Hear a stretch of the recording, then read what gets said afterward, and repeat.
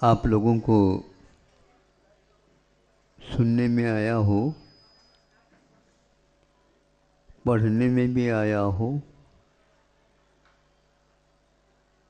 तो एक चिंतनीय विषय होता है कि ऐसा क्यों हो रहा है।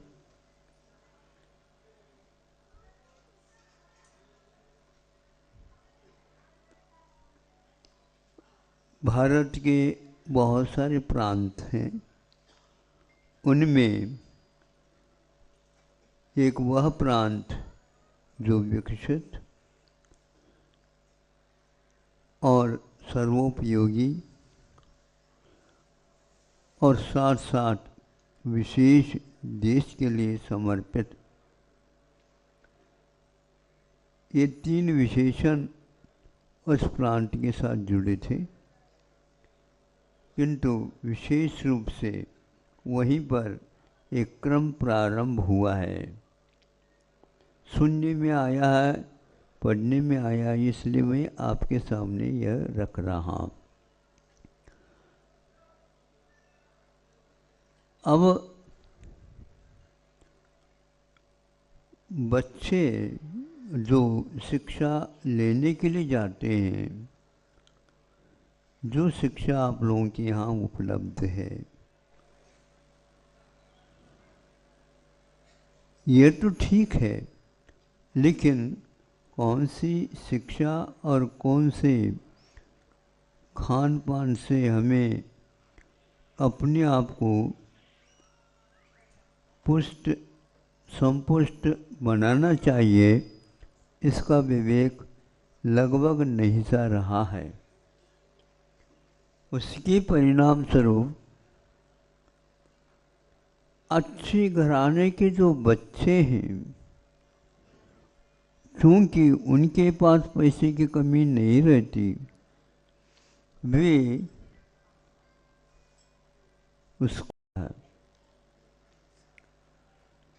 उसके परिणाम स्वरूप वो बच्चे भोजन में कमी करते चले जा रहे हैं और भोजन के स्थान में भी वही सेवन करना प्रारंभ कर चुके हैं। हमारे पास ऐसे 8-10 व्यक्तियों का इस प्रकार सिलसिला आया और उनके माता पिताओं ने कहा कि महाराज इसको कुछ समझाओ, क्या करता क्या होता, ये वो स्वयं ही बताएगा। पूछा हमने, क्या बताओ क्या समस्या है। अध्ययन करने के लिए हम दिन रात ये करता हूँ मैं, किंतु उसके लिए लोगों ने कहा, यानी साथियों ने कहा कि ये लिया करो तो इससे आप अच्छे अध्ययन कर सकोगे। फलस्वरूप उस बच्चे ने, उन 2-3 बच्चों ने एक साथ चालू कर दिया। परिणाम ये निकला, वे बच्चे अब सब कुछ छोड़ने के लिए तैयार है, लेकिन वह जो नशीले पदार्थ, ड्रग जिसको बोलते हैं, वह छोड़ने के लिए तैयार नहीं। और ऐसा नहीं समझना वह 1 रुपये 2 रुपये में मिलता हो, 50 रुपये में भी नहीं मिलता। जो 1 किलो मिलता है तो करोड़ों रुपए उसका मूल्य बताया जा रहा है। आप लोगों को अवगत होगा ये है, गर्दन हिला दो है। अब सोचो, तुम छोड़ना चाहते हो? बिल्कुल, मैं छोड़ने का संकल्प कई दिन से ले चुका हूं, लेकिन बुद्धि ऐसी पलट जाती है उसी ओर। पहले माता पिता हैरान हैं, भविष्य उसका अंधकारमय है। जो कुछ भी पैसा शिक्षा में उसने डाली वो सब समाप्त है। कुछ काम धंधा करना चाहो तो काम धंधा भी वह इसी प्रकार अंधाधुंध पैसा खर्च कर जाता, 2-3 बार दुकान मकान इत्यादि परिवर्तन कर लिए, कुछ नहीं हुआ। और उसी के अधीन होकर के ऐसा नशा चढ़ जाता है। ऐसे पढ़ाई की अपेक्षा से खेती बाड़ी करना सर्वोत्तम माना जाएगा, जो आपके शरीर को, आपके वचन को, आपके मन को, बुद्धि को ठिकाने पर रख सकता है। छोटी छोटी नशीला पदार्थों का सेवन करना तो क्योंकि घर में रहते नहीं बच्चे पढ़ने के लिए अन्यत्र भेजे जाते हैं, विद्यालयों में यह वातावरण बन जाता, उनको स्वतंत्रता मिलती है। भोजनालय में क्या होता है पता नहीं, किंतु यह अवश्य वो कहीं न कहीं से प्रबंध कर लेते हैं। अब हम कैसे कहेंगे, शिक्षक शिक्षिकाएँ हैं इसको प्रेरित नहीं करते हैं, लेकिन इतना तो कहा जा सकता है कि जिसके द्वारा हमारी बुद्धि से हो तो इसका कालांतर में शिक्षा का कोई प्रभाव नहीं आएगा। अब यदि शिक्षा के बिना भी हम रहना चाहें तो भी नहीं पाते, इसी प्रकार के कोई न कोई व्यसन आएगा। इस आदिवासी इलाका में भी वह धीरे धीरे जो कमाने वाले होते हैं, जितने कमाते उससे 12 आना तो वह खर्च इन्हीं पदार्थों के सेवन में करते हैं। घर के संचालन करने वाले महिलाएं इससे त्रस्त हो जाते हैं, लेकिन पुरुषों का बहुत अच्छा चलता है, इसलिए उसके सामने कुछ कह नहीं सकते।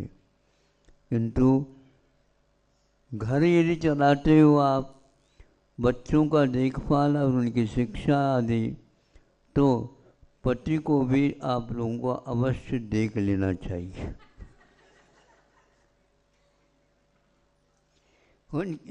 उसके माध्यम से बच्चे कुछ भी अच्छे खाना, अच्छे पहनना, अच्छे सोचना, घर के बारे में सोचना, परिवार के बारे में सोचना, और जहाँ पढ़ते हैं तो उस देश के बारे में सोचना, यह सोच विचार प्राय करके समाप्त होता जा रहा है। मैं इसलिए कहता हूँ, मेरा सुबह आना और भोजनचर्या ऐसे ही विद्यालय में हुआ करता है। इसमें 2-3 बार शायद आ गए हों हम, तो आना जाना, शाम को मुकाम भी ऐसे विद्यालय में हो जाता है, क्योंकि रास्ते पर ही ये व्यवस्था सरकार ने कर रखी। और अब हमें तो उपदेश भी देना है, सब लोग इकट्ठा हो जाते हैं, शिक्षक शिक्षिका भी आ जाते हैं, महाराज इन बच्चों को कुछ पढ़ाओ या सिखाओ ताकि इनकी बुद्धि ठिकाने पर हो जाए। आप लोगों को नियुक्त इसलिए तो कर दिया गया है। शिक्षक और शिक्षिकाएं यदि ये नहीं बताएंगे तो क्या इनका जीवन चलने वाला, मुझे बताओ। ये अनुभव से हीन होते जा रहे हैं। शिक्षा का अर्थ अनुभवहीन होना नहीं होता, किंतु अनुभव जिसके जीवन में आ जाता है, समझदारी आ जाती है, योग्य का विवेक जागृत हो जाता है, उसको शिक्षा बोलते हैं। ये भी सुनने में आता है केवल नौकरी के लिए ही वो बच्चे चिंतित रहते हैं। ऐसी स्थिति में वह ये बताना अनिवार्य होता है कि मैं अपनी जिंदगी को किस प्रकार स्वाश्रित बनाए, पराश्रित न बनाए, श्रम के साथ उसको चलाने का उद्यम करें, और जो एक प्रकार से विकलांग हैं, बुद्धि थोड़ी कम चलती हो, उनके लिए भी मैं अपना जीवन सहयोग अवश्य दूँ। ऐसे सात्विक विचारों का जो मन में उत्पन्न विचार होते हैं, ये उस शिक्षा के, पवित्र शिक्षा के ही एकमात्र फल होता है। ऐसे यह शिक्षक शिक्षिका आप लोगों को मिले हैं, यह अवश्य ही राष्ट्र के लिए उत्तम नागरिकों को बनाने का अमोघ शस्त्र मानता हूँ। शस्त्र दो प्रकार के काम करते हैं, एक बुद्धि को भी और एक वतन को भी और एक चेतन को भी, दोनों को भी वहाँ एक प्रकार से सहयोग मिलता है। इसलिए इतना ही कहना चाहता हूँ, सर्वप्रथम बच्चों को व्यसनों से दूर रहना चाहिए, समय पर भोजन पानी आदि लेना चाहिए, और बुद्धि का भी विकास हो इस प्रकार की संगति भी करना चाहिए, जिससे हमारे जीवन में एक प्रकार से पराश्रित होने का अवसर प्राप्त होता हो, उससे दूर रहना चाहिए। और विशेष रूप से हम दूसरे के जीवन में कहाँ तक उपयोगी सिद्ध होते हैं, ऐसी शिक्षा के माध्यम से हमारे जीवन को हमें बनाना चाहिए। यही एकमात्र उपदेश का सार है। इसलिए कि कई बच्चे जिसको बोलते हैं आवेग में आ रहे हैं और वे बुद्धि से हीन होते जा रहे हैं, विचारहीन होते जा रहे हैं, बच्चों तनाव में आ रहे हैं और माता पिताओं से भी बिछुड़ रहे हैं। अंत समय में जिन्होंने अपने लिए जीवन दिया है उसके लिए यदि काम में नहीं आएंगे तो माता पिता आप लोगों के पीछे से क्या सोचेंगे, क्या विचार करेंगे, आप बताओ। आपका तो अंधकार में जीवन हो जाएगा, फिर आपके लिए कौन पूछेगा योग्य, क्या बोलते हैं आप, विवाह आदि को बोलते हैं आप लोग, कौन देगा बच्चे आप लोगों को? बताओ। पंजाब नाम नहीं लो, क्योंकि यही हाल सब जगह हवा चलती जा रही है। हाँ, एक ही मात्र प्रांत नहीं, वह विशेष रूप से हो रहा है। सबसे ज़्यादा वहाँ धान उगाने का देश, बीज उगाने का देश, दूध दही इत्यादि को वह बांटने वाला प्रांत, आज शराब है, ड्रग है और अनेक प्रकार के नशीली चीज़ें दे रहा है, और उसके लिए राष्ट्र कोई भी कुछ सोच नहीं रहा।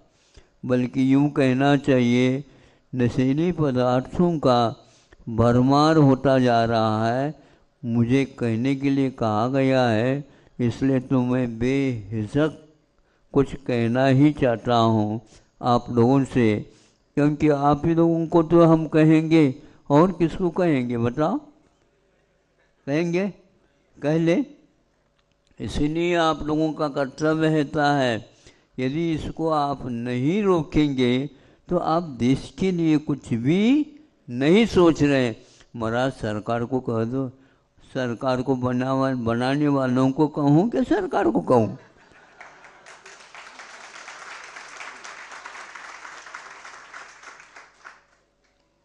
आपके मतदान को लेकर के वो सरकार उठती है। यदि ये इस प्रकार की हरकतें होंगे जिस प्रकार हमने मतदान आपको दे करके वहाँ भेजा है, आइए साहब। हाँ, आइए। यदि ये अनुभव नहीं है तो देश को आप कैसे चलाओगे? इसी प्रकार घर में यदि कोई है तो गृह मंत्री भी होता है। गृह मंत्री कौन होता बताओ? अमित शाह नहीं। हाँ, गृह मंत्री आप ही लोग होते हो। तो यदि आप बच्चों के लिए योग्य शिक्षा आदि नहीं करेंगे और इनका अनुभव सात्विक नहीं बनाएंगे तो भैया जाइए साहब। आप इन बातों को ध्यान रखेंगे, क्योंकि यह नशीली चीज़ नहीं आना चाहिए। 9 बजे तक आप घर आया करो, 12 बजे आते हो, क्या करते हो बताओ? हैं?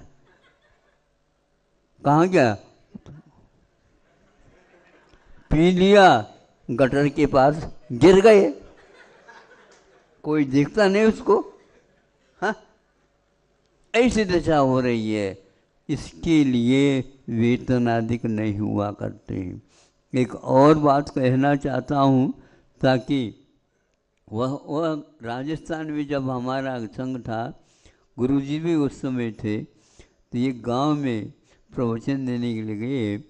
तो महाराज हमारे लिए प्रवचन दे दो। तो सारे महिलाएं मात्र आई थी, पुरुष नहीं आए थे। पुरुष इसलिए नहीं आए थे, पुरुषों को डांट रखा था उन लोगों ने, क्योंकि उसमें जब तक आप लोग शराब यहाँ पर हटाएंगे नहीं तब तक हमारे घर में नहीं आना। शराब पी करके आते हो आप। ऐसे बंदिश कर दिया था। इसी प्रकार आप लोगों का हिस्सा है, अर्धांगिनी मानी जाती है। नहीं समझे? अर्धांगिनी का अर्थ, राजा भी होता तो उसके भी अर्धांगिनी होते।